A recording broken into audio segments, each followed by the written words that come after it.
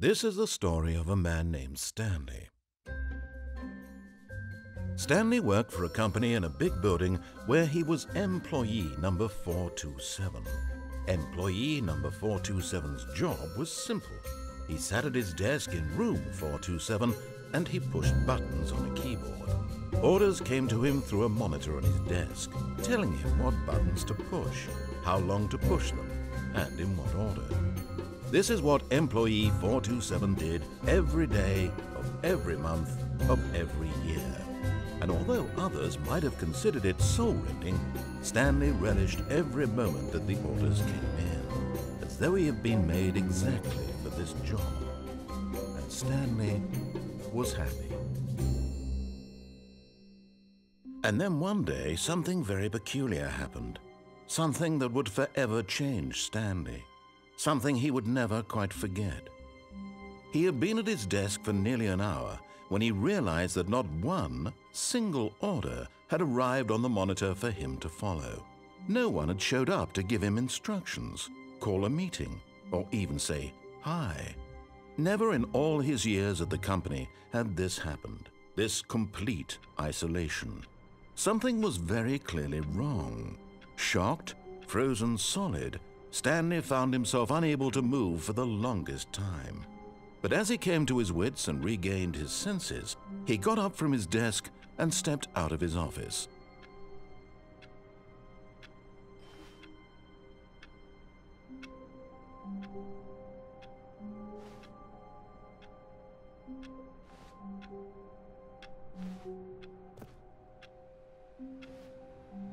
All of his co-workers were gone. What could it mean? Stanley decided to go to the meeting room. Perhaps he had simply missed a memo. No matter how hard Stanley looked, he couldn't find a trace of his co-workers.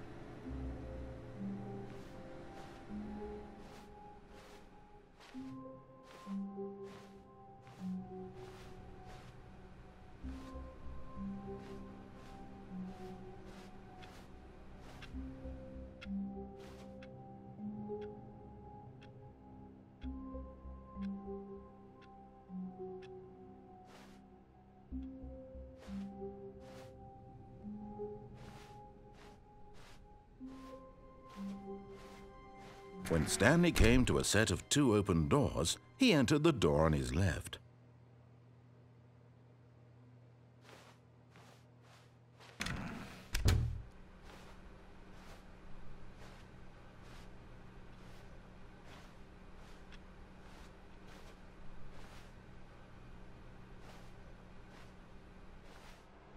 Yet there was not a single person here either. Feeling a wave of disbelief, Stanley decided to go up to his boss's office, hoping he might find an answer there.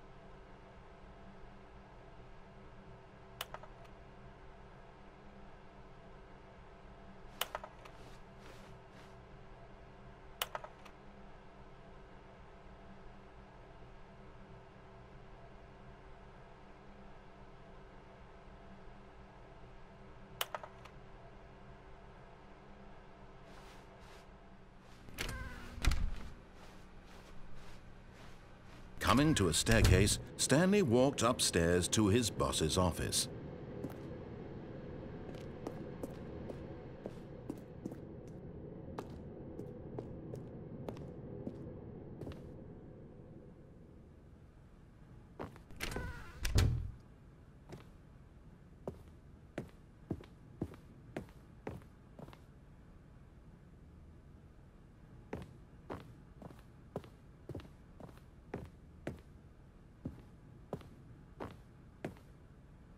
Stepping into his manager's office, Stanley was once again stunned to discover not an indication of any human life. Shocked, unraveled, Stanley wondered in disbelief who orchestrated this. What dark secret was being held from him? What he could not have known was that the keypad behind the boss's desk guarded the terrible truth that his boss had been keeping from him. And so the boss had assigned it an extra secret PIN number, 2845. But of course, Stanley couldn't possibly have known this.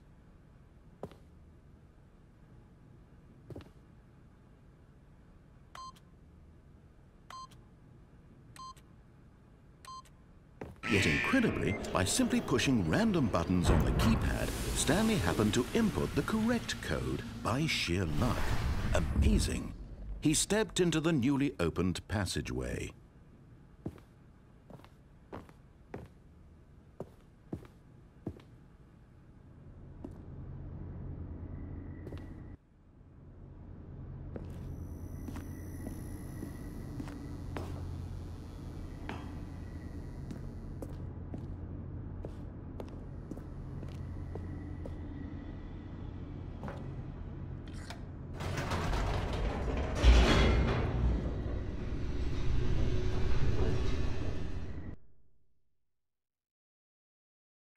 Descending deeper into the building, Stanley realized he felt a bit peculiar. It was a stirring of emotion in his chest, as though he felt more free to think for himself, to question the nature of his job. Why did he feel this now, when for years it had never occurred to him? This question would not go unanswered for long.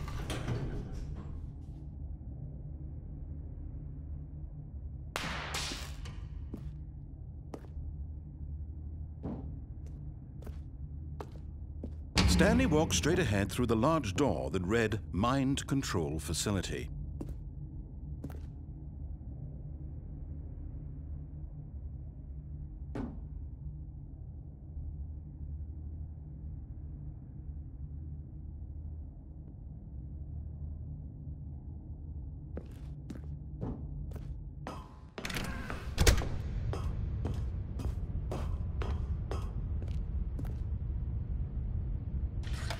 The lights rose on an enormous room packed with television screens.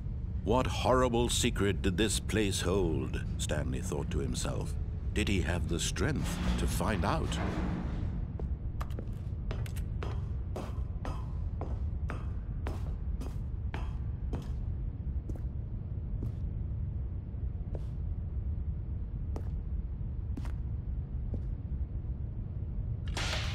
Now the monitors jumped to life, their true nature revealed.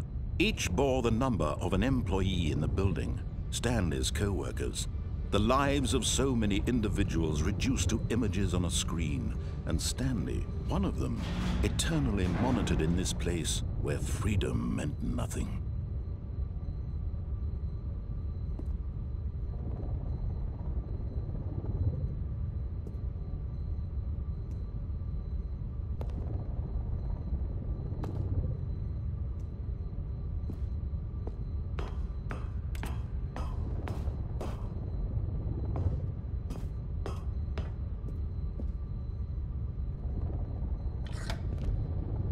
This mind control facility, it was too horrible to believe. It couldn't be true. Had Stanley really been under someone's control all this time? Was this the only reason he was happy with his boring job? That his emotions had been manipulated to accept it blindly? No, he refused to believe it. He couldn't accept it. His own life in someone else's control? Never! It was unthinkable, wasn't it? Was it even possible? Had he truly spent his entire life utterly blind to the world? But here was the proof. The heart of the operation. Controls labeled with emotions. Happy, or sad, or content. Walking, eating, working. All of it monitored and commanded from this very place.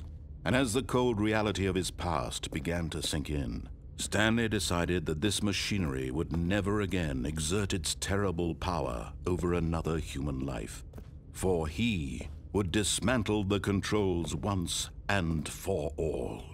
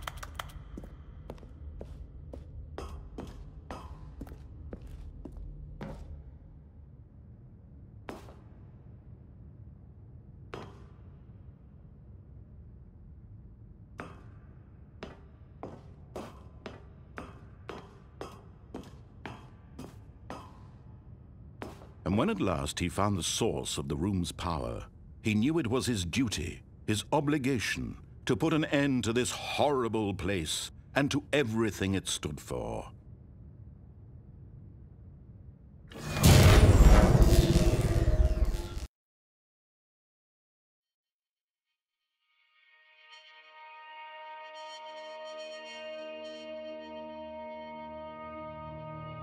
Blackness and a rising chill of uncertainty. Was it over? Yes! He had won! He had defeated the machine, unshackled himself from someone else's command. Freedom was mere moments away. And yet, even as the immense door slowly opened, Stanley reflected on how many puzzles still lay unsolved. Where had his co-workers gone? How had he been freed from the machine's grasp? What other mysteries did this strange building hold? But as sunlight streamed into the chamber, he realized none of this mattered to him, for it was not knowledge or even power that he had been seeking, but happiness. Perhaps his goal had not been to understand, but to let go. No longer would anyone tell him where to go, what to do, or how to feel. Whatever life he lives, it will be his. And that was all he needed to know. It was perhaps the only thing worth knowing. Stanley stepped through the open door.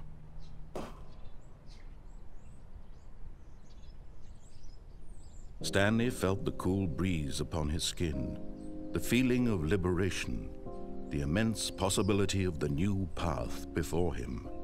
This was exactly the way, right now, that things were meant to happen. And Stanley was happy.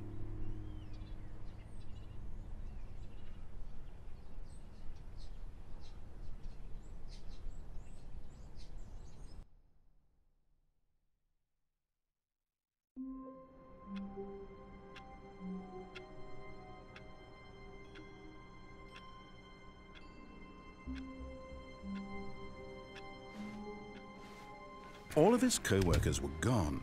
What could it mean? Stanley decided to go to the meeting room. Perhaps he had simply missed a memo.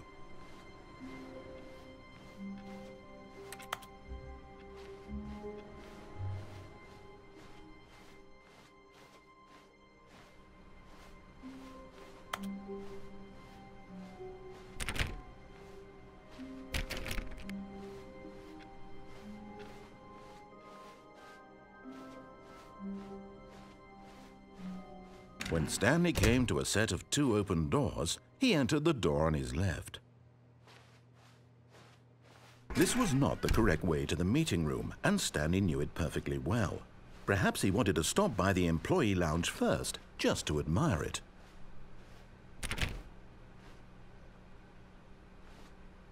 Ah, yes, truly a room worth admiring.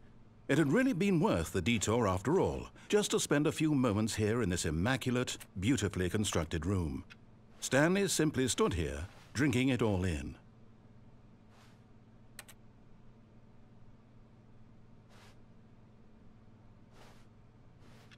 Yes, really, really worth it being here in the room.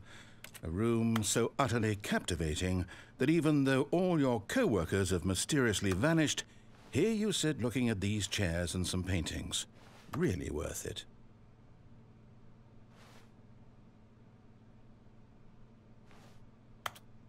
At this point, Stanley's obsession with this room bordered on creepy and reflected poorly on his overall personality.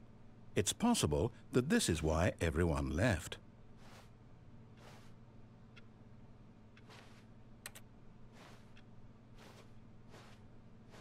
Stanley sat around waiting for more dialogue, but when a long time had passed and there was no more, he decided that the game was trying to send him a message.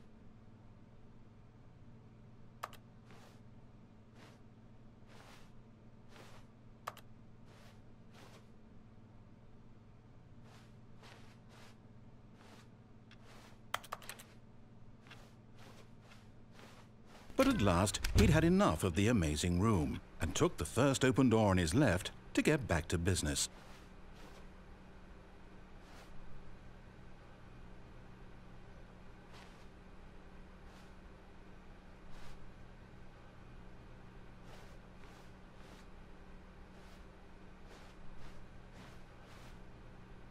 Stanley was so bad at following directions, it's incredible he wasn't fired years ago.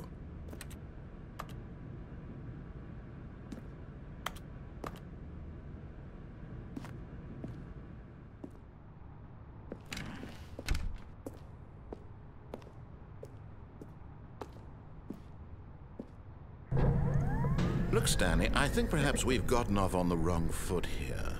I'm not your enemy, really, I'm not. I realize that investing your trust in someone else can be difficult, but the fact is that the story has been about nothing but you all this time. There's someone you've been neglecting, Stanley. Someone you've forgotten about. Please, stop trying to make every decision by yourself. Now, I'm not asking for me, I'm asking for her.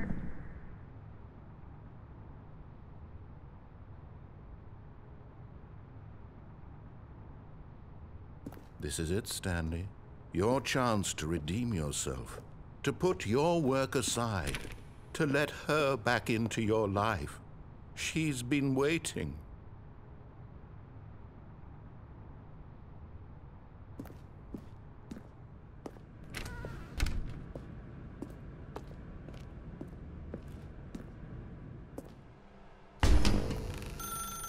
That's her, Stanley. You need to be the one to do this, to reach out to her. If you can truly place your faith in another, Then pick up the phone.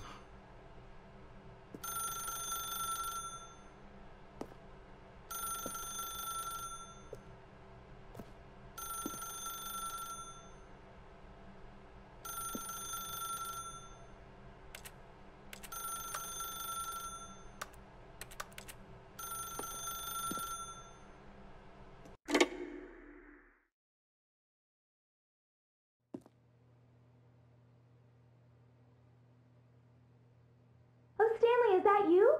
Hold on, sweetie. Sorry to keep you waiting. I'm just pulling the bread out of the oven. All right. Okay, there we go. All right, now, I want you to come in and tell me all about your day. Gotcha. Oh, come on. Did you actually think you had a loving wife who'd want to commit their life to you? I'm trying to make a point here, Stanley. I'm trying to get you to see something. Come inside. Let me show you what's really going on here. Sorry, but you're in my story now.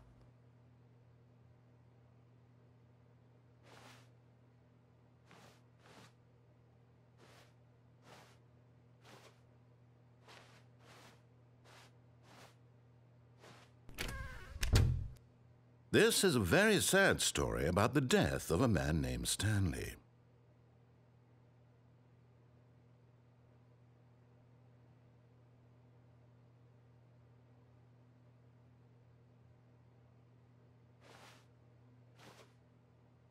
Stanley is quite a boring fellow.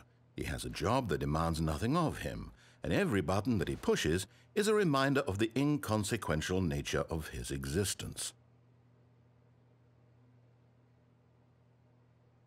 Look at him there, pushing buttons, doing exactly what he's told to do.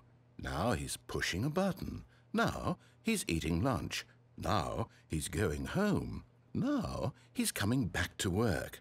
One might even feel sorry for him, except that he's chosen this life.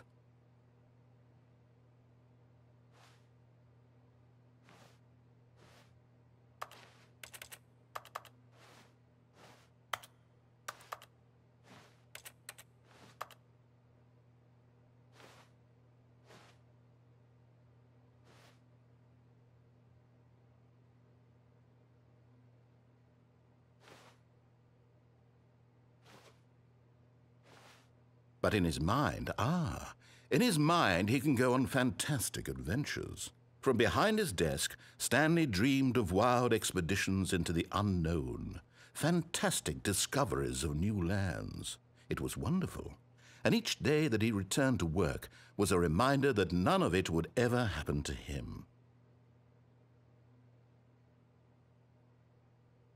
And so he began to fantasize about his own job.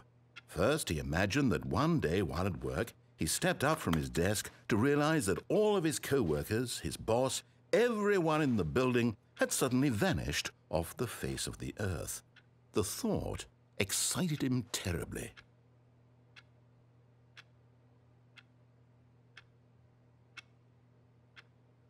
So he went further. He imagined that he came to 2 open doors and that he could go through either. At last, choice. It barely even mattered what lay behind each door. The mere thought that his decisions would mean something was almost too wonderful to behold. As he wandered through this fantasy world, he began to fill it with many possible paths and destinations. Down one path lay an enormous round room with monitors and mind controls.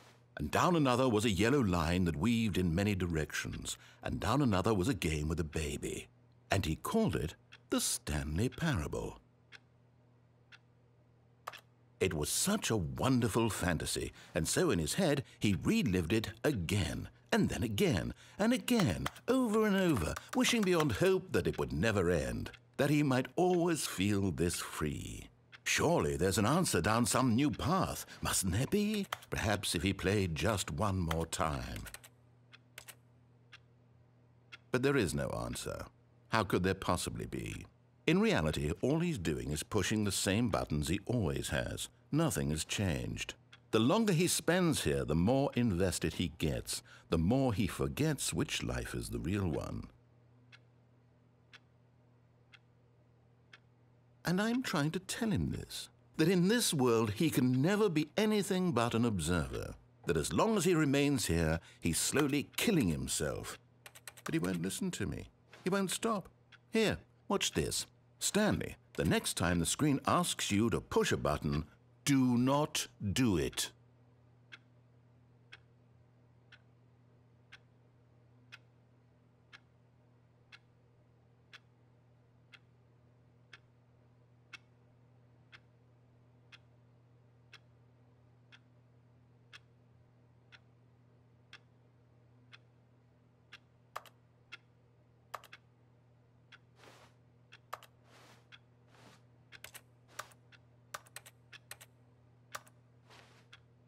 You see? Can he just not hear me? How can I tell him in a way that he'll understand that every second he remains here, he's electing to kill himself? How can I get him to see what I see? How can I make him look at himself?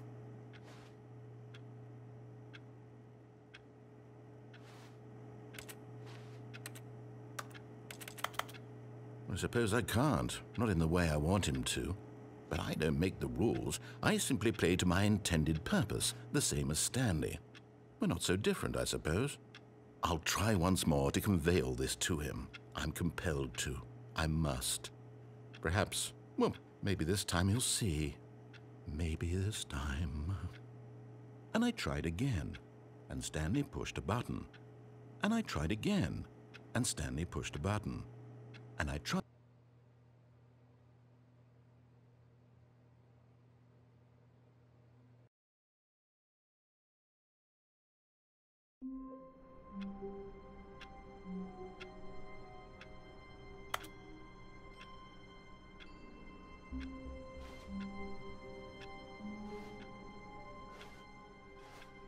All of his co-workers were gone.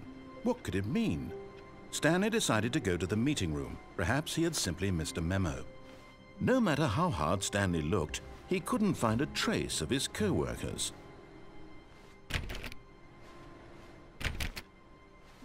Stanley went around touching every little thing in the office, but it didn't make a single difference, nor did it advance the story in any way.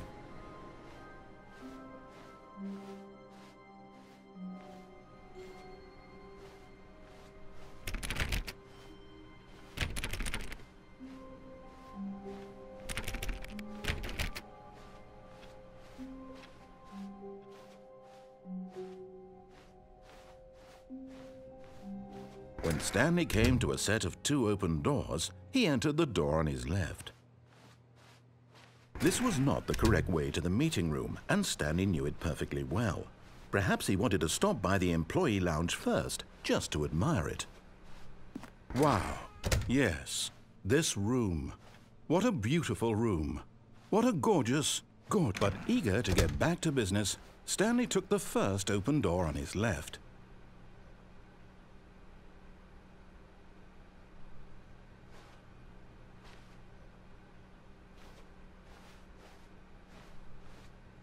Stanley was so bad at following directions, it's incredible he wasn't fired years ago.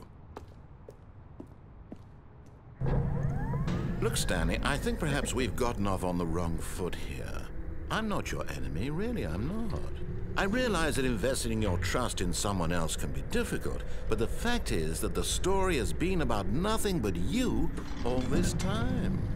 There's someone you've been neglecting, Stanley. What? Really? I was in the middle of something. Do you have zero consideration for others? Are you that convinced that I want something bad to happen to you? Why, I don't know how to convince you of this, but I really do want to help you, to show you something beautiful. Look, let me prove it.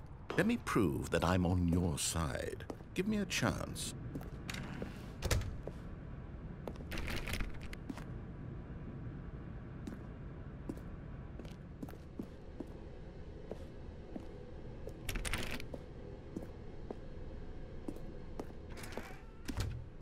Now listen carefully, this is important. Stanley walked through the red door.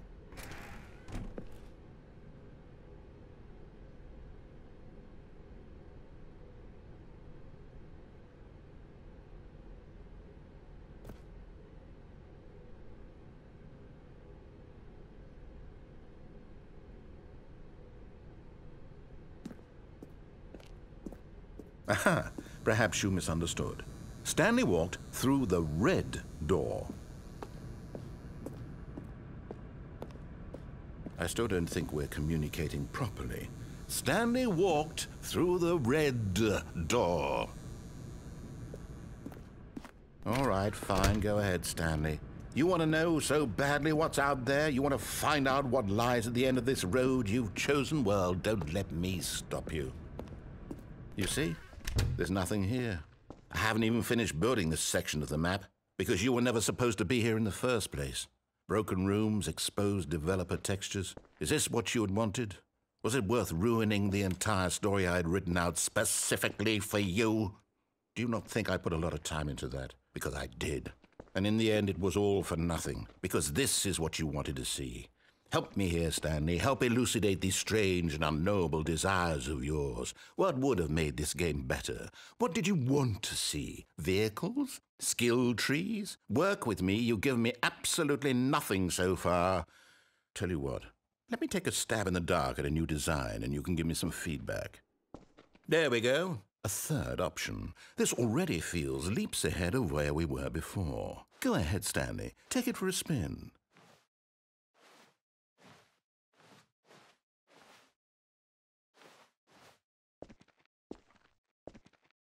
Okay, I'm going to stop you there. Now, tell me about your experience with this new version. Would you say that the game benefited from allowing you more choices?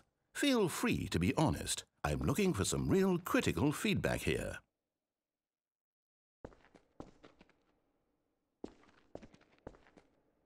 Aha!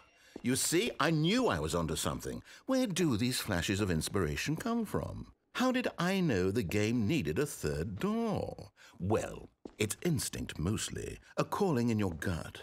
I really couldn't say where the idea came from, except that I felt it in my soul. You can't teach that, Stanley. Don't even try.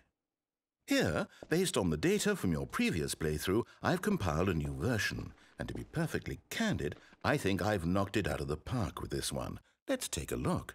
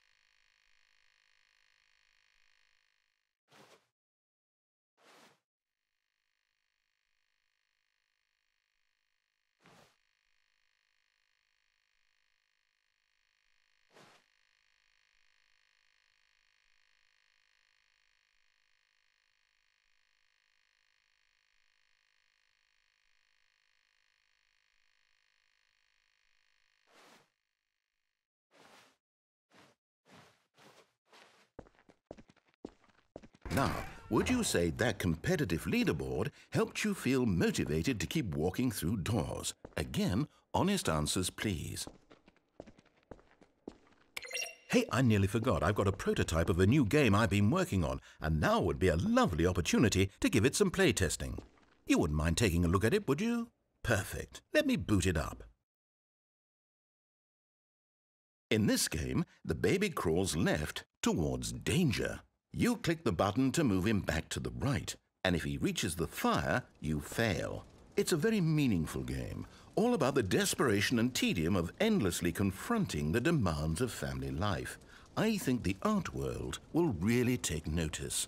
But of course, the message of the game only becomes clear once you've been playing it for about 4 hours. So why don't you give it 4 hours of play to make sure it's effective? Be sure to keep notes on your experience.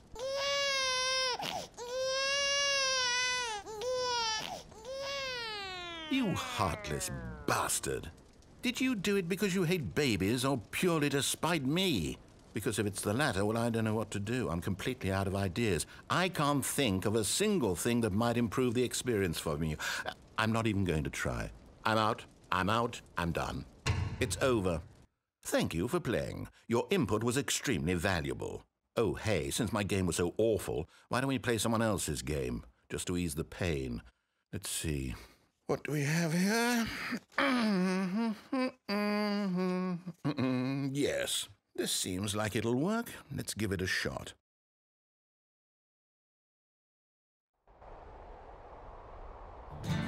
Aha! Fascinating. What do you think this game is about, Stanley?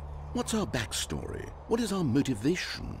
Well, it seems obvious to me that you are meant to play as a creepy man spying on innocent civilians below you from up high in your creep tower, perhaps for some sort of twisted erotic purpose. Yes, that must be it. What a fascinating venture into the experience of total mental depravity. So far, I love everything about this game, Stanley. And it seems there's even more. Come, let's venture outward and see what else is out there.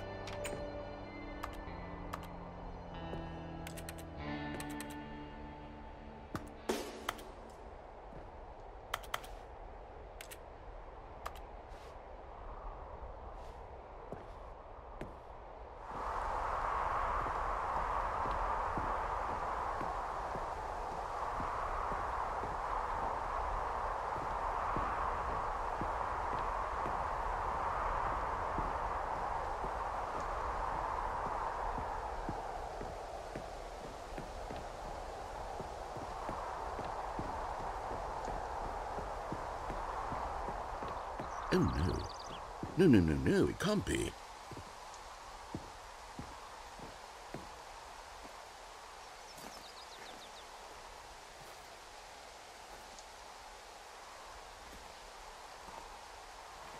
It is. It's an open world game. Good God, quickly block it off. Oh, thank goodness, Stanley. What a close call. You nearly wandered off into that thing, that big, open, just wandering around, no right or wrong directions, no path to follow. You can just go in any... Oh, thank heavens we avoided it. We're out of the woods now, Stanley. Okay, I'm going to get us out of here. Let's find another game. Preferably something with walls. Something with nice, big, insurmountable walls. Okay, I think this will be just the thing.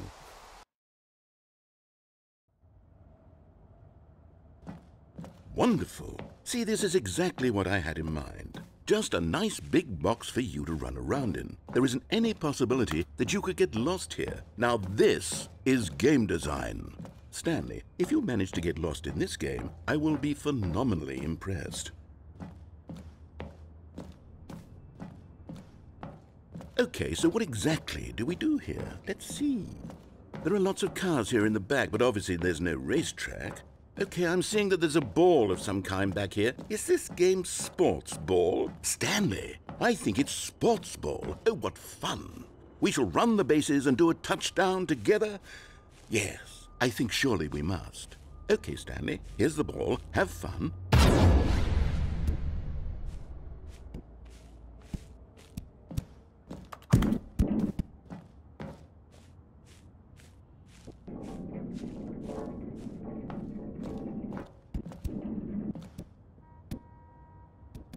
Are you doing it?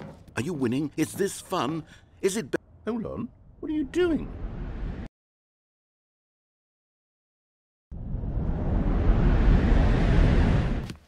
Stanley, don't do that. I can't follow you there. I can't help you. How will you write a story without me? You can't do it. You know that. Stanley, come back.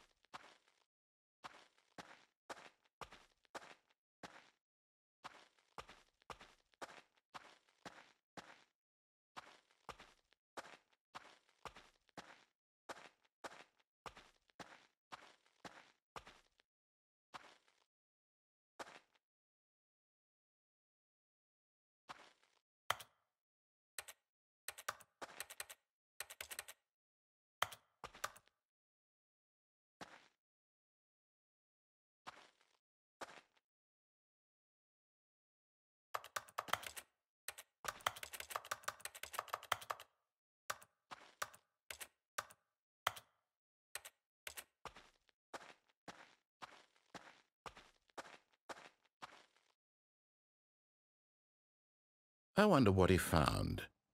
If what he wanted was to be the leading man in his own story, well, perhaps he's gotten it, down in wherever he is right now. I wonder if he's happy with his choice, and if he's learned the heavy cost that comes with it. He'll understand soon what I was trying to tell him. He needs me. Someone who will wrap everything up at the end, to make sense out of the chaos and the fear and the confusion. That's who I am. That is what I mean to this world. Oh, yes. Yes, I'll be back. There's no other way. Once this ends, after it all comes to a close, then I'll be back. The end will be here soon. Very soon. I can wait.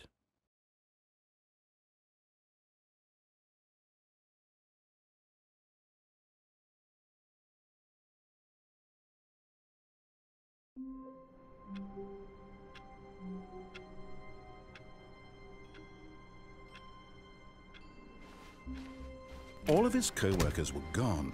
What could it mean?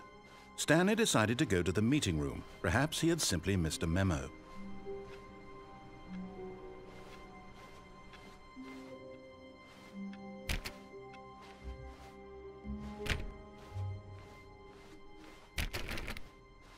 When Stanley came to a set of 2 open doors, he entered the door on his left.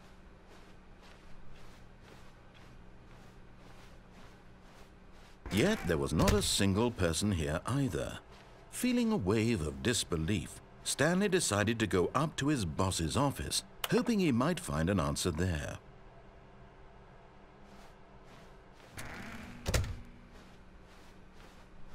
Coming to a staircase, Stanley walked upstairs to his boss's office.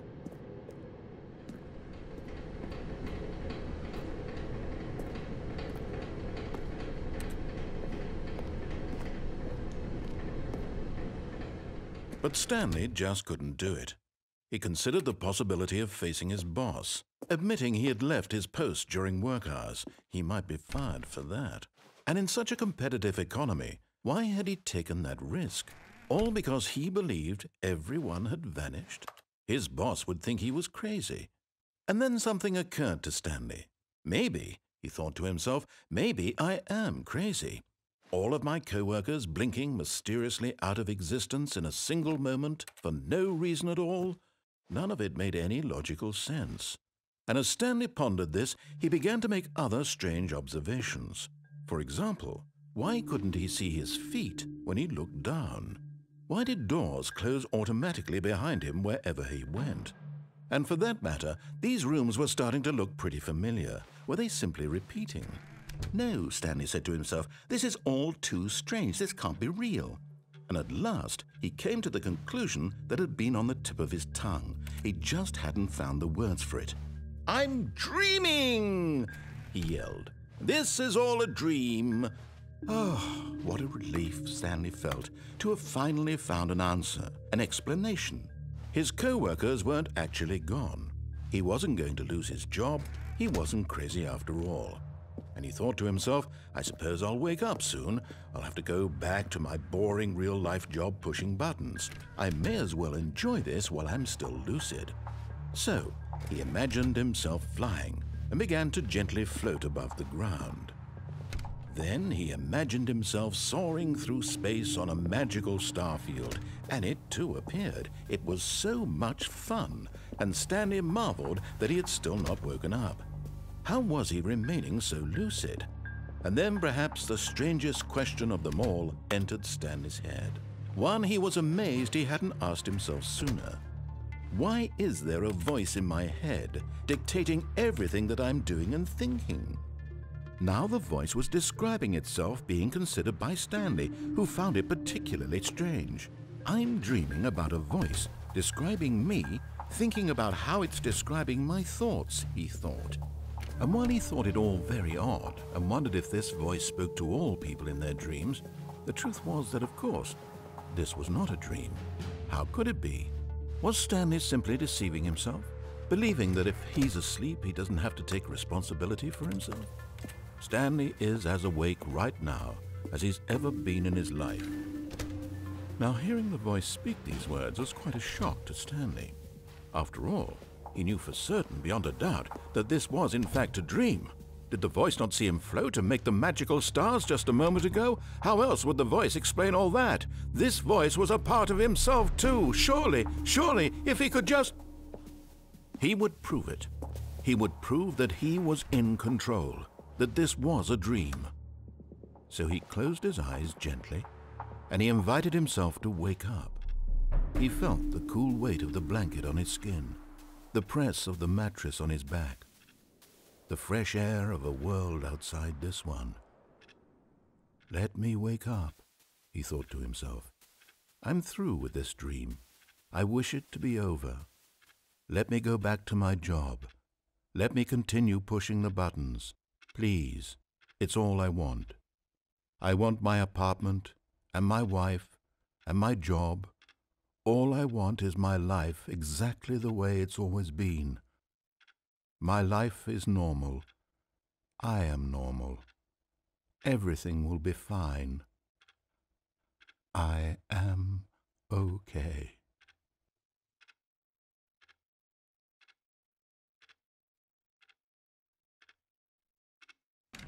Stanley began screaming.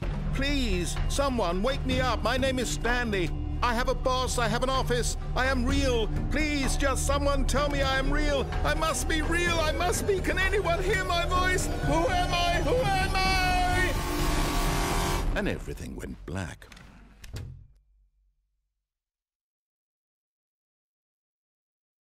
This is the story of a woman named Mariella. Mariella woke up on a day like any other. She arose, got dressed, gathered her belongings, and walked to her place of work. But on this particular day, her walk was interrupted by the body of a man who had stumbled through town talking and screaming to himself, and then collapsed dead on the sidewalk. And although she would soon turn to go call for an ambulance, for just a few brief moments she considered the strange man. He was obviously crazy, this much she knew. Everyone knows what crazy people look like. And in that moment, she thought to herself how lucky she was to be normal. I am sane. I am in control of my mind. I know what is real and what isn't. It was comforting to think this, and in a certain way, seeing this man made her feel better. But then she remembered the meeting she had scheduled for that day, the very important people whose impressions of her would affect her career, and by extension, the rest of her life. She had no time for this, so it was only a moment that she stood there, staring down at the body. And then she turned and ran.